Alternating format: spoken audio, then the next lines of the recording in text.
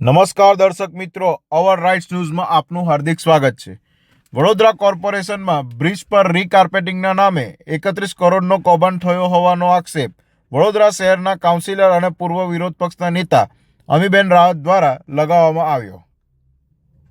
મેસ્ટિક coating કરવામાં આવી રહ્યા છે।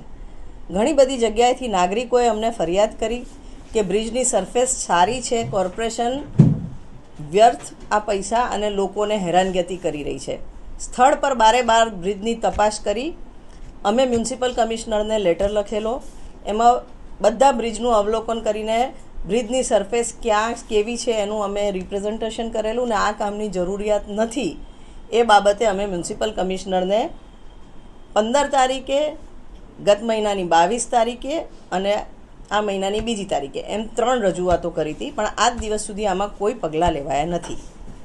22 તારીખે અમે જ્યારે પહેલી રજૂઆત કરી 22 માર્ચે, ત્યારથી અમે જે કન્સલ્ટન્ટના રિપોર્ટના આધારે આ કામ આપવામાં આવ્યું છે એ રિપોર્ટની પ્રિન્ટઆઉટ્સ માંગેલી અને એને જોવા માટે અમે કોર્પોરેશનને દબાણ કર્યું, પણ એન કેન રીતે આ 22 દિવસ સુધી અમને રિપોર્ટ શેર કરવામાં આવ્યા નહીં। કાલે સિટી એન્જિનિયરને ફરિયાદ કરતાં છેલ્લે અમને રિપોર્ટ મળ્યા। રિપોર્ટનો મેં અભ્યાસ કર્યો તો કન્સલ્ટન્ટે જે અભિપ્રાય આપ્યા છે, પ્રી મોન્સૂન જે બ્રિજની તપાસ થાય છે દર વર્ષે, એ તપાસ અંતર્ગત 6/6/2024ના રિપોર્ટ એ દિવસે તમામ બ્રિજોની શું કન્ડિશન છે એનો એક રિપોર્ટ આપેલો અને એ કન્ડિશન જોતાં ફાઇનલી સરકારમાં કયા બ્રિજમાં શું કરવા પાત્ર છે એના સજેશન્સ આપેલા। ફોર એક્ઝામ્પલ, આ મેં અકોટા દાંડિયા બજાર બ્રિજનો રિપોર્ટ ખોલ્યો છે। એમાં કન્સલ્ટન્ટે અભિપ્રાય આપ્યો છે કે જે ક્રેક છે ત્યાં ગ્રાઉટિંગ કરવું અને સ્કાર હોય ત્યાં ડમ્પ બોલ્ડર કરવાની, આટલી કાર્યવાહી લખી છે। આ રીસર્ફેસિંગ કરવાનું ક્યાંય નથી લખ્યું। અન્ય કોઈ બ્રિજની વાત કરીએ તો જેતલપુર બ્રિજ, તો એનો એક કોર્નર છે, પિયર કેપ ડેમેજ છે, ત્યાં પ્લાસ્ટર કરવાની વાત છે। ક્લોગ્ડ એક્સપાન્શન જોઈન્ટ છે, ત્યાં એક્સપાન્શન જોઈન્ટ સફાઈ કરવાની વાત છે અને કશેક તૂટલા હોય તો રિપેર કરવાના અને ડેમેજ રેન વોટર પાઇપ હોય એને રિપેર કરવી અથવા તો રિપ્લેસ કરવી। આના સિવાય બીજું કોઈ સજેશન નથી। આવી રીતના તમામ બ્રિજના જે રિપોર્ટ્સ આવ્યા છે એની સમરી અમે આપની સાથે શેર કરીએ છીએ। અધિકારીઓ એવું કહે છે કે કન્સલ્ટન્ટના રિપોર્ટના આધારે અમે આ કામ આપ્યું છે। કન્સલ્ટન્ટના રિપોર્ટમાં આવું કંઈ લખ્યું જ નથી। 22 દિવસ સુધી કન્સલ્ટન્ટનો રિપોર્ટ મળ્યો નથી।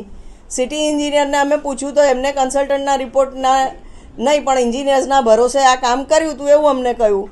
તો આ કયા અધિકારીઓ છે જેમને કન્સલ્ટન્ટના રિપોર્ટનો આધાર લઈને આ ખોટું કામ પાસ કરાવ્યું અને સ્ટેન્ડિંગ કમિટીમાંથી એપ્રૂવ કરીને મિલીભગત કરીને જે કોન્ટ્રાક્ટરને ફેવર કરવામાં આવી છે, આ બાબતે તટસ્થ તપાસ થાય અને જવાબદાર લોકો સામે પગલાં લેવાય એવી અમારી માંગણી છે।